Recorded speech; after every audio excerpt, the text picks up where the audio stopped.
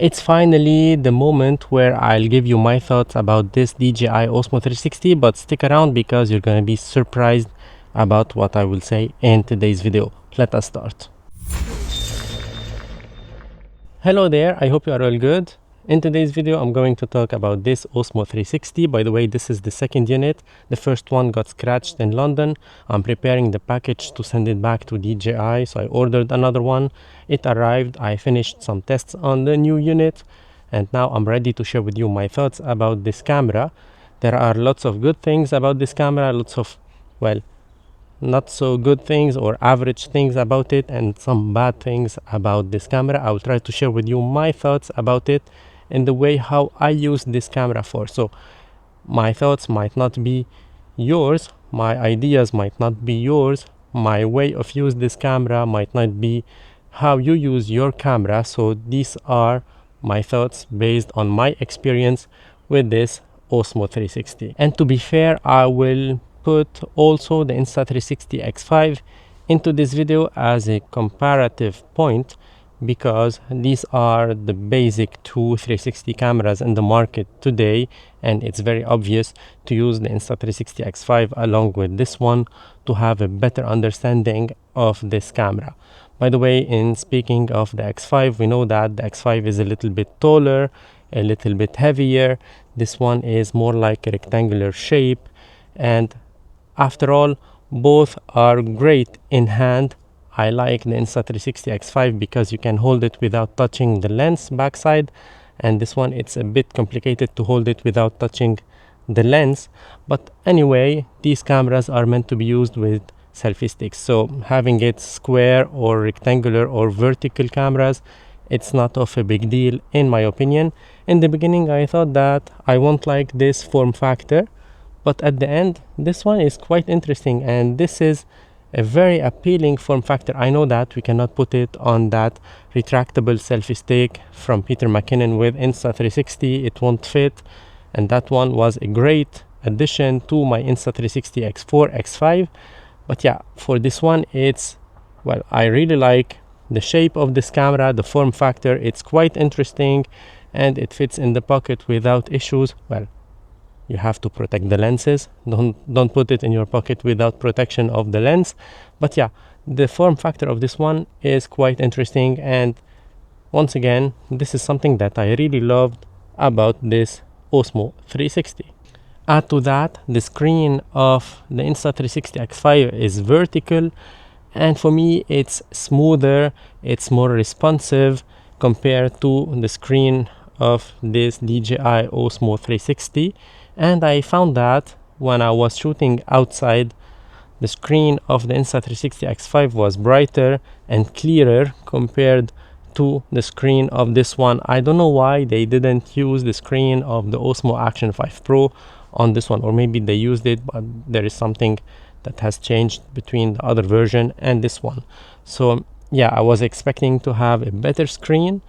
It is not so responsive, as I said, compared to the Insta360 X5. And because overheating is an issue on these cameras, I made a test yesterday with my new Osmo 360 unit.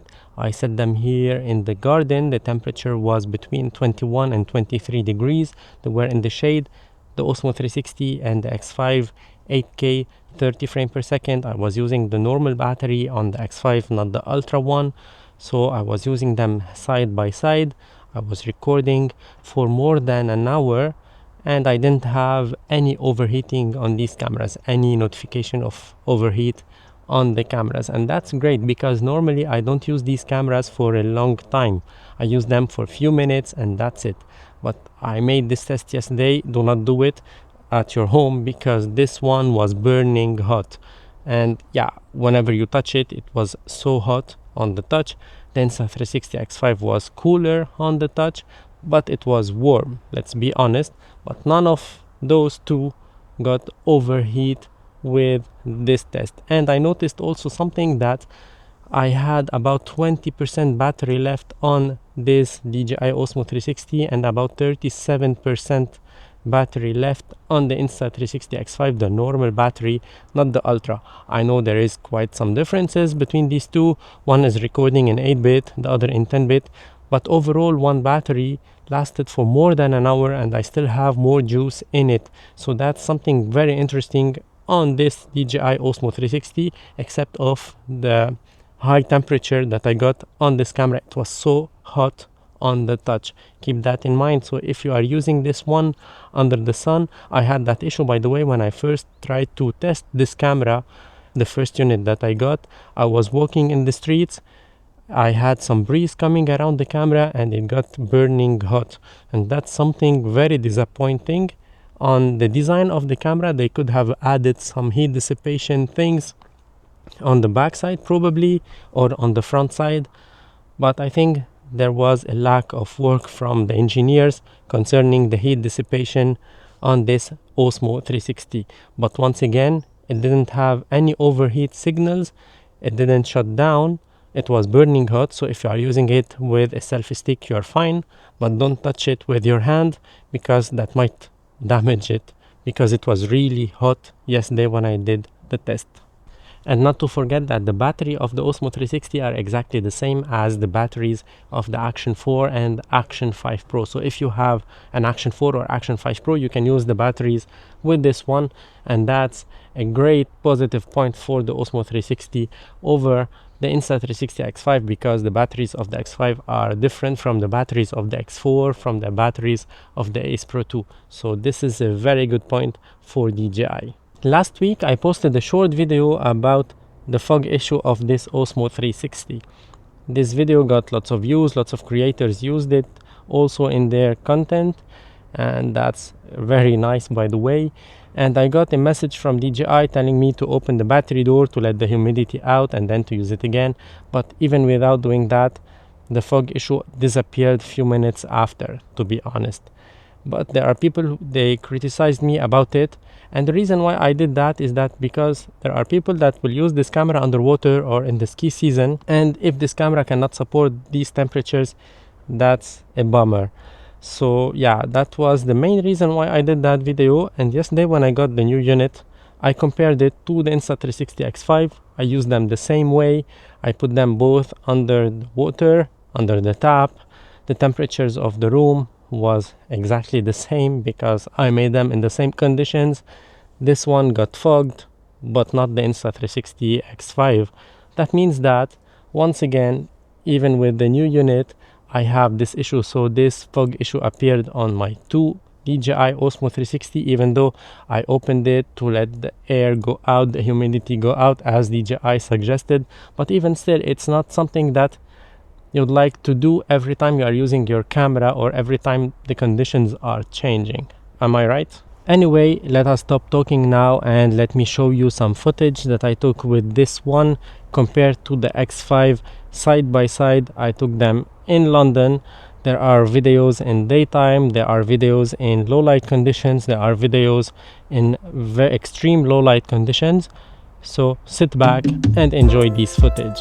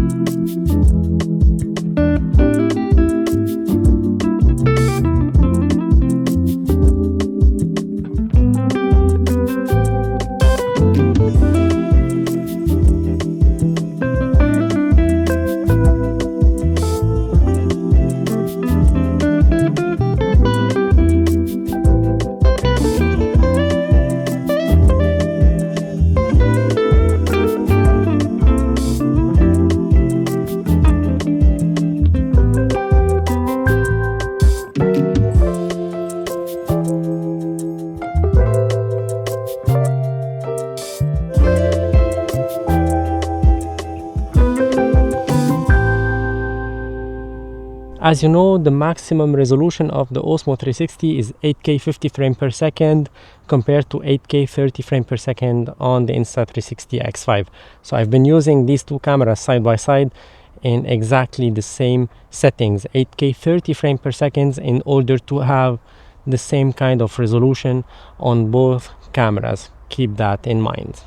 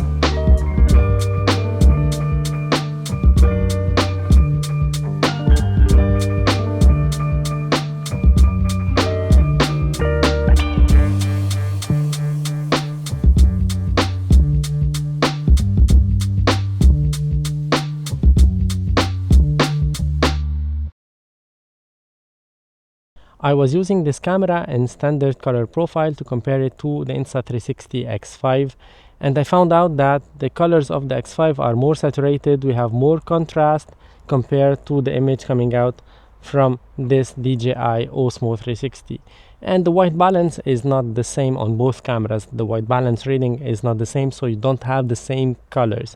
You might like this one or that one. This is really up to you. It's a matter of preference, because you can get that one and adjust the colors, or this one and adjust the colors without issues at all. I found out that in daytime there are moments where I love the image quality of this one more than what I got with the Insta360 X5, to be honest. But in low light conditions, I really love the images from the Insta360 way more than the images that I got with this one. This is my own preference, but once again, in daytime I was really surprised, because there were moments where this one was great in my opinion. The colors, the saturation, the sharpness, everything was perfect in my opinion, compared to the Insta360 X5 that was great, but this one has well, it was better in lots of scenes in daytime in my personal opinion.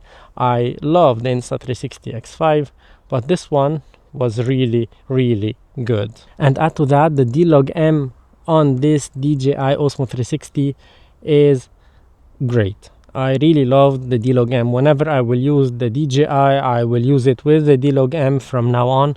I will not use the standard color profile, even though it will add like more steps in post, but the D-Log M of this one is amazing.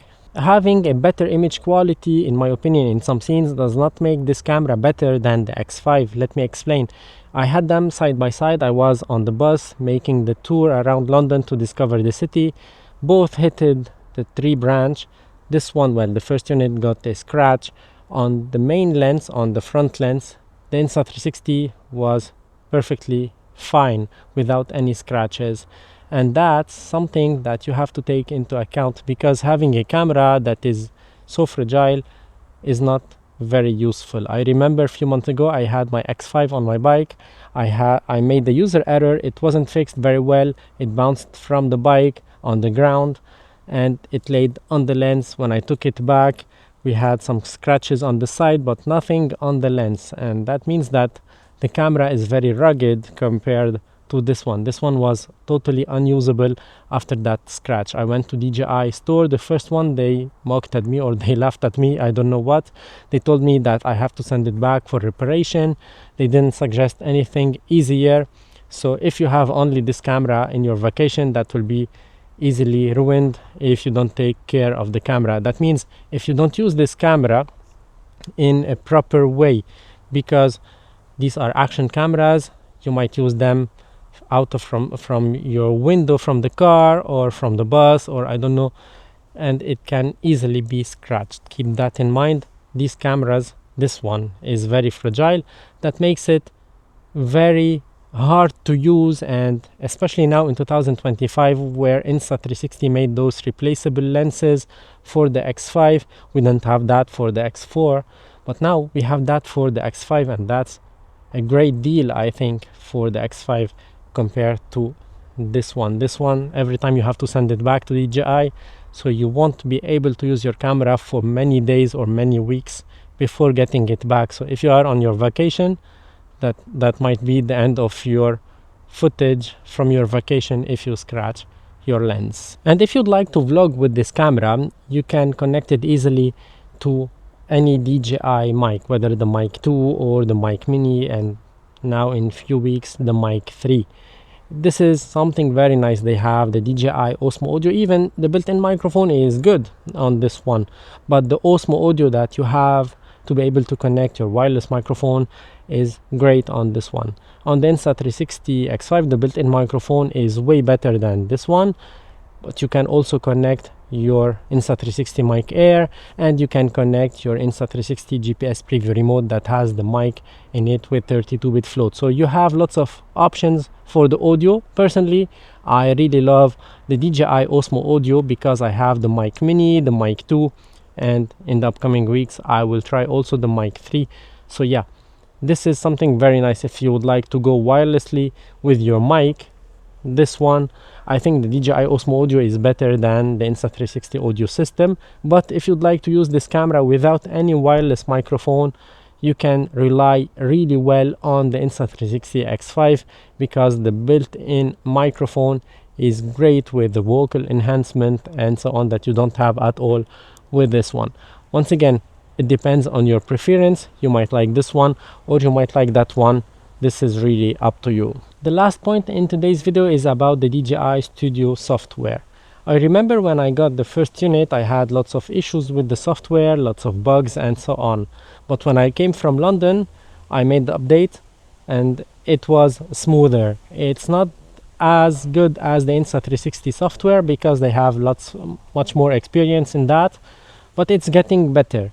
It is not buggy as it was a week ago, so I believe that the upcoming updates will make this software even better and even more user-friendly.